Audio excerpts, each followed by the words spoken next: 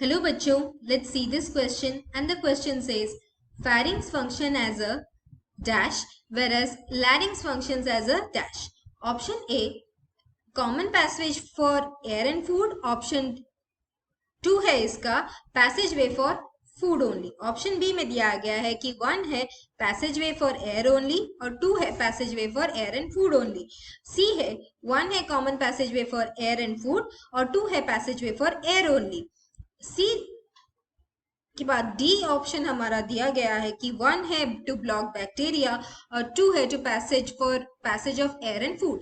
हमारा क्वेश्चन यहाँ पर ये पूछ रहा है कि फैरिंग्स का फंक्शन क्या है और लैरिंग्स का फंक्शन क्या है. ऑप्शन ए में दिया गया है कि फैरिंग्स का फंक्शन कॉमन पैसेज है एयर और फूड के लिए और लैरिंग्स का है पैसेज वे ऑफ फूड के लिए. ऑप्शन बी दिया गया है कि फैरिंग्स का फंक्शन है पैसेज वे ऑफ एयर के लिए सिर्फ और लैरिंग्स का है एयर और फूड के लिए. ऑप्शन सी दिया गया है कि फैरिंग्स कॉमन पैसेज वे है एयर और फूड के लिए और लैरिंग्स कॉमन पैसेज वे है सिर्फ एयर के लिए. और ऑप्शन डी दिया गया है कि फैरिंग्स का फंक्शन है बैक्टीरिया ब्लॉक करने के लिए और लैरिंग्स का फंक्शन है एयर और फूड के पैसेज के लिए. और हमारा की कॉन्सेप्ट यहाँ पर ये रहेगा कि रेस्पिरेटरी पाथवे हमारा कैसे और किस किस पार्ट से पास करता है और फैरिंग्स का फंक्शन क्या है और लैरिंग्स का फंक्शन क्या है. रेस्पिरेटरी पाथवे हमारा शुरू होता है नेजल ओपनिंग से, फिर आता है नेजल पैसेज. नेजल पैसेज खुलता है नेजल चैम्बर में और नेजल चैम्बर खुलता है फैरिंग्स में.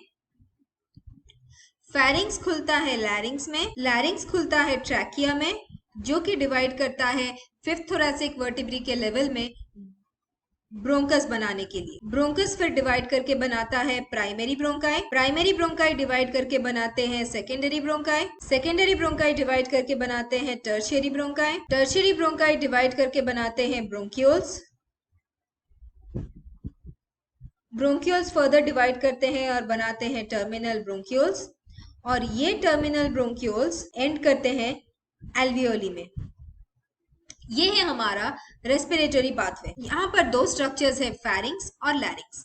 फैरिंग्स में ना सिर्फ रेस्पिरेटरी पैसेज से एयर आता है जो कि नेजल ओपनिंग से नेजल पैसेज तक जाएगा, फिर नेजल चैम्बर जाता है और फैरिंग्स तक पहुंचता है.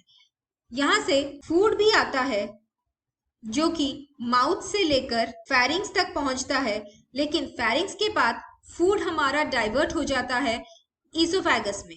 इसीलिए फैरिंग्स हमारा कॉमन पैसेज है एयर और फूड के लिए, पर लैरिंग्स ये वॉइस बॉक्स कहलाता है और ये सिर्फ एयर का पैसेज होता है. इसीलिए हमारा ऑप्शन सी जो कि बोल रहा है फैरिंग्स एक कॉमन पैसेज वे है एयर और फूड के लिए और लैरिंग्स एक पैसेज वे है सिर्फ एयर के लिए, यही सही आंसर है, option C. I hope you understood the solution. Thank you and all the best.